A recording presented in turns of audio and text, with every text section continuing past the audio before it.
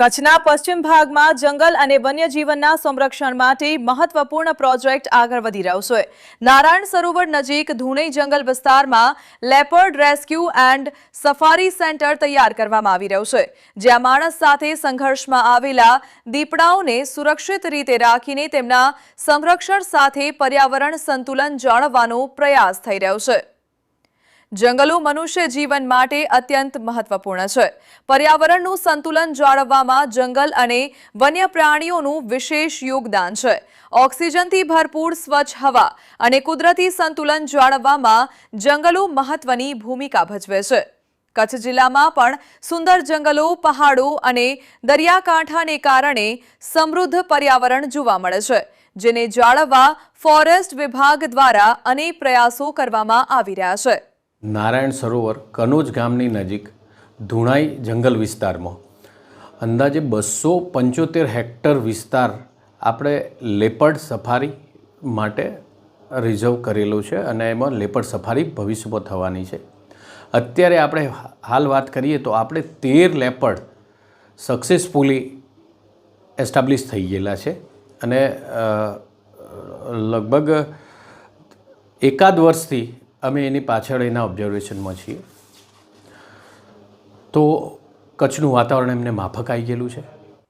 કચ્છના નારાયણ સરોવરથી અંદાજે 4 કિલોમીટર દૂર કનોજ ગામ પાછળ આવેલા ધુણઈ જંગલ વિસ્તારમાં leopard rescue and safari project વિકસાવવામાં આવી રહ્યો છે। લગભગ 350 હેક્ટર વિસ્તારમાં ફેલાયેલા આ પ્રોજેક્ટમાં અત્યાર સુધી 13 દીપડાઓને રાખવામાં આવ્યા છે। માણસ સાથે સંઘર્ષમાં આવેલા આ દીપડાઓને સુરક્ષિત રીતે રાખવા માટે ખાસ પ્રકારના 13 એન્ક્લોઝર બનાવવામાં આવ્યા છે, જેમાં 20 ફૂટ ઊંડા કૂવા જેવા સુરક્ષિત બંદોબસ્ત કરવામાં આવ્યા છે। શરૂઆત અમે 1 વર્ષ પહેલો જ્યારે કરી એ વિસ્તાર ખૂબ જ જાડી હતી, બહુ ઓછો વન્ય પ્રાણીઓ ત્યાં અવરજવર હતી। હવે એને સાફ કરી એમાં એક વન્ય પ્રાણીઓને રાખવા માટે અમે મોટ બનાવેલું છે અને મોટમાં આ 13 દીપડા રાખવામાં આવેલા છે। દીપડાને આપણે દરરોજ 3 કિલો મીટ આપવામાં આવેલું છે। વેટરનરી ઓફિસરના ઓબ્ઝર્વેશનમાં રહે છે અને અત્યારે એ વિસ્તારમાં જોઈએ તો આપણે જે સિલ્વિકલ્ચર ઓપરેશન અને મોટ બનાવ્યું એના કારણે અત્યારે આપણને ચિંકારા, શિયાળ, નીલગાય એ વિસ્તારમાં સારા એવા પ્રમાણમાં જોવા મળે છે અને જે કચ્છની અંદર ટુરિઝમનો વિકાસ દિવસે દિવસે થઈ રહેલો છે એમાં એક નવું નજરાણું વન વિભાગ તરફથી ઉમેરાશે। આ દીપડાઓને 24 કલાક ફોરેસ્ટ ગાર્ડની નજર હેઠળ રાખવામાં આવે છે અને દરરોજ તેમને આશરે 2.5 થી 3 કિલો માંસ આપવામાં આવે છે। જાંબરા, પાવાગઢ અને સાસર વિસ્તારોમાંથી લાવવામાં આવેલા આ દીપડાઓ હવે ધીરે ધીરે કચ્છના વાતાવરણ સાથે અનુકૂળ બની રહ્યા છે। સાથે સાથે ફોરેસ્ટ વિભાગના સ્ટાફને જૂનાગઢ ખાતે ખાસ તાલીમ આપવામાં આવી રહી છે, જેથી તેઓ વન્ય પ્રાણીઓના વર્તનને સારી રીતે સમજી શકે।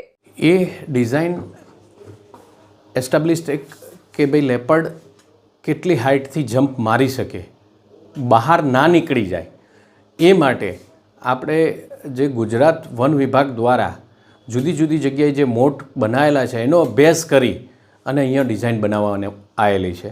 એટલે કાલે કોઈ હોનારત ના બને, બિલકુલ સેટ થઈ ગયા છે દીપડા કચ્છના વાતાવરણથી અને કચ્છની અંદર બી ઓલરેડી દીપડા છે જ, એટલે દીપડા સેટ થઈ ગયેલા છે। કોઈ અત્યારે તકલીફ, દીપડાને કોઈ તકલીફ છે નહીં। આપણે જોઈએ તો જે લખપતની અંદર એક શુષ્ક પ્રદેશ છે, જો ત્યાં નારાયણ સરોવર અને માતાના મઢ એવા પવિત્ર યાત્રાધામો આવેલો છે, લાખોની સંખ્યામાં ત્યાં પ્રવાસીઓ આવે છે।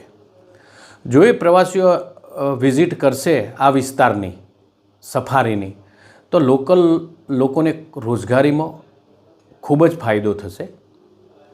હવે આ જે આપણે દીપડાની વાત કરીએ તો આ દીપડા આપણે ખાસ કરીને જામવાડા, સાસણ અને પાવાગઢથી લાવવામાં આવેલા છે અને અત્યારે એમની પરિસ્થિતિ સારી છે। 24 કલાક અમારો સ્ટાફ રાત્રે અને દિવસે એમની સાથે હોય છે અને અત્યારે બિલકુલ સારી પરિસ્થિતિમાં છે અને ટૂંક સમયમાં જ્યારે પરમિશન સરકારશ્રી તરફથી મળશે ત્યારે આનું ઉદ્ઘાટન કરવામાં આવશે. લેપર્ડ સેન્ટર આસપાસના વિસ્તારમાં અગાઉ બાવળની ઘણી જાળીઓ હતી, જેને સાફ કરીને ઘાસ વાવવામાં આવ્યું છે. તેના પરિણામે હવે આ વિસ્તારમાં ચીંકારા, સસલા તેમજ શિયાળ અને જંગલી સુવર જેવા પ્રાણીઓની અવરજવર પણ વધતી જોવા મળી રહી છે. ભવિષ્યમાં આ પ્રોજેક્ટ સંપૂર્ણ રીતે વિકસિત થયા બાદ નારાયણ સરોવર, લખપત અને આસપાસના વિસ્તારોમાં પર્યટનનો વિકાસ થવાની આશા વ્યક્ત કરવામાં આવી રહી છે. આ સમગ્ર બાબતે assistant conservator of forest H.J. ચૌધરીએ જણાવ્યું હતું કે ભવિષ્યમાં કચ્છમાં પક્ષી અને વન્ય પ્રાણી દર્શનની વિશેષ સર્કિટ વિકસાવવાની યોજના પર સરકાર વિચારણા કરી રહી છે અને તેના માટે દરખાસ્ત પણ કરવામાં આવી છે. હા, જે બેઝિક નેસેસિટી અને ટુરિસ્ટ બેઝિક ફેસિલિટી જે ઊભી કરવાની થશે એ કરવામાં આવશે. અમે જુદા જુદા રૂટ બનાવ્યા છે.